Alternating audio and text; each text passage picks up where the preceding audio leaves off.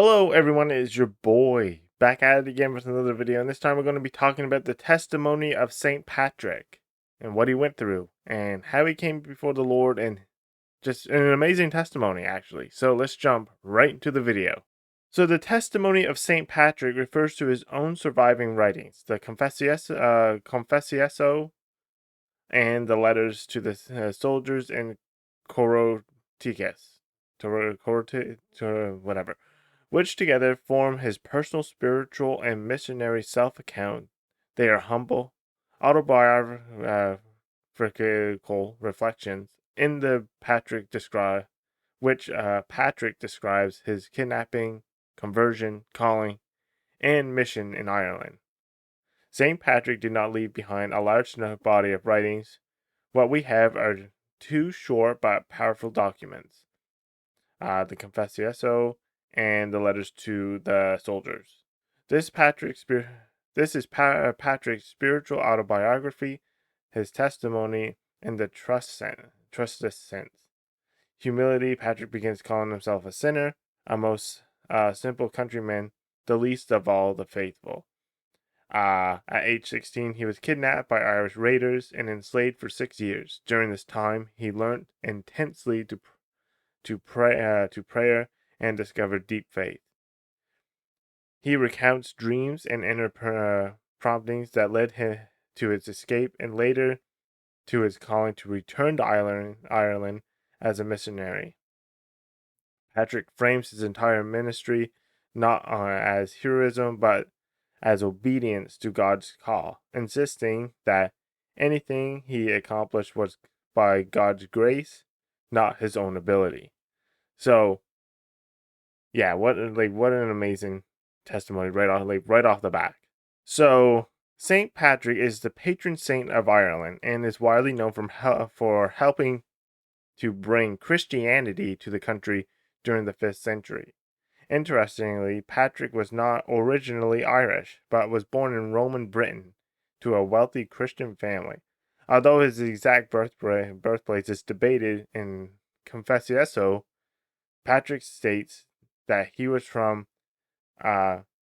Benaventa Brianna, a settlement believed by some scholars to have been located in modern-day Wales, but possibly further north on the west coast of England, and even perhaps the southwestern Scotland. His father, Calpurnius, served as a church deacon and held a local civic role. Although Patrick grew up in a Christian home, he later admitted that his faith was not particularly strong during his early years. Everything changed when he was 16 years old. So when he was 16 years old, he was kidnapped by Irish raiders, and then he went into slavery where he worked as a shepherd. Patrick worked as a shepherd, living in isolation and hardship. During this difficult time, he turned deeply to prayer and began to grow as a Christian in his Christian faith. Later, he wrote that he prayed constantly, even though harsh weather and long nights alone in the hills. Eventually, Patrick believed he received a message in a dream telling him that a ship was ready to take him home. Acting on that belief, he escaped his enslaver and traveled a long distance across Ireland to the coast. There he found sailors preparing to depart and persuaded them to allow him to board on board. The ship likely took him to Gaul and what is now France, where he endured a difficult journey and came close to starvation before eventually finding his way back to Britain. So even during hardships, St. Patrick had a dream, believed that dream, followed his dreams, and went and found a group of sailors. They took him back to maybe Gaul to France or whatever, eventually making it back to Britain through a lot of hardship, possibly starvation, a tremendous amount of prayer. But no matter what, even though if you're going through a hard time and you don't have anything, God will see you through. Okay? So this is just an amazing testimony of St. Patrick enduring a lot of trials, and following through by the simple faith of Jesus Christ, he was saved. So when Patrick returned to Ireland, he traveled widely across the island, preaching the Christian message. He baptized converts, encouraged new Christian communities, and helped establish monasteries and churches across the country. Among his disciples were figures such as Benigus, Auxilius, and Iscernius, who later continued the work of spreading Christianity. Patrick worked among many different tribal communities and sought to treat local leaders fairly. He often used diplomacy, building relationships with chieftains and lawgivers, and offering gifts to gain their trust, while refusing personal rewards for his work. So, he would find these communities, preach the gospel, baptize them, and establish monasteries and churches in these tribal areas. And later, people followed suit and continued his work afterwards, which is really cool. So we can get right into the writings with his Confessio. He said, "Through the prophet, call on me in the day of your distress, and I will set you free, and you will glorify me." Again, he said, "It is a matter of honor to reveal and to tell forth the works of God.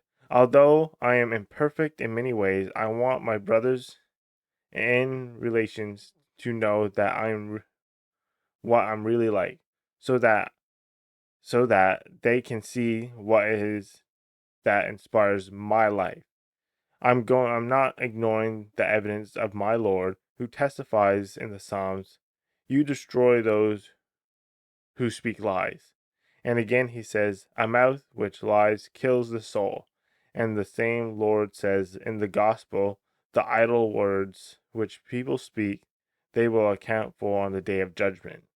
So we can see in these just few lines his humility, he just wants his people to recognize the evidence of God, what inspires his life, which is God, and how God saw him through difficult times. So this is a really good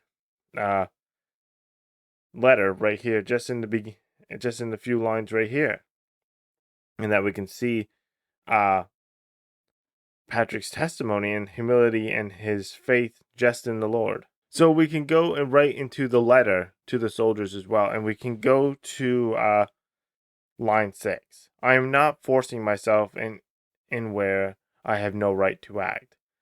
I have a part with those whom God called and destined to preach the gospel, even in persecutions which are no small matter, in the very ends of the earth. This is despite the malice of the enemy, through the tyranny of Coriticus, who respects neither God nor his priests, whom God chose and granted the divine and sublime power that whatever they would bind upon earth would be bound also in the heavens."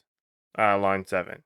"Therefore I ask most of all that all the holy and humble of heart should not fawn on such people, nor even share food or drink with them, nor accept their alms, until such time as they make satisfaction to God in severe penance and shedding of tears, and until they set free the manservants of God and the baptized women servants of Christ, for whom he died, he was crucified."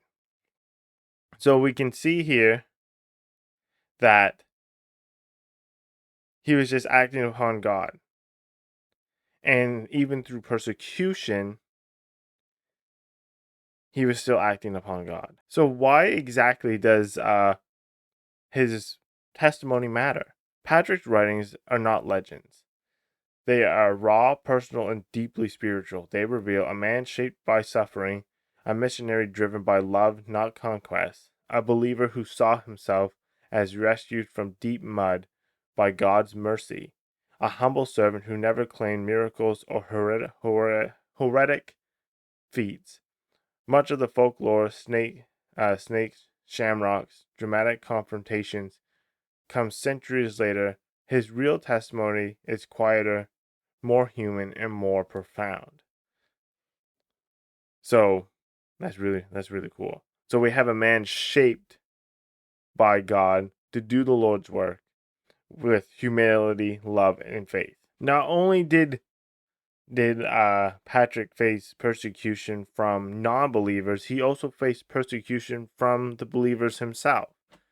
Opposition from church authorities. Even after becoming a bishop, Patrick faced suspicion from British clergy, attempts to undermine his authority, criticism of his lack of formal education, a betrayal where someone revealed a sin he confessed from his youth.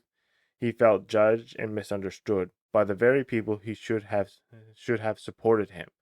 So even from the church themselves, he was persecuted. Just to summarize his testimony, Patrick's life follows a clear arc: trauma, kidnapping, slavery, conversion, prayer, inner transformation, calling, visions and dreams, mission, danger, opposition, perseverance, sacrifice, exile, emotional burden. His testimony is not triumphless. It's a story of a man who suffered deeply yet believed God turned every hardship into purpose. So that sums up his testimony. Even through hardship, persecution, denial, exile, everything that you can think of, pain, suffering, starvation, long walks by yourself, being lonely, God saw him through this. God saw St. Patrick through every hardship, everything that he went through, and through his ministry, people came to know the Lord. So this is a very powerful testimony, and I hope you guys learned something new and draw closer to God through this and believe in God, because there is a God that does amazing things. And St. Patrick is one of those people that done amazing things for God and led people to God. So I hope you guys enjoyed this video and learned something new. Peace out, players.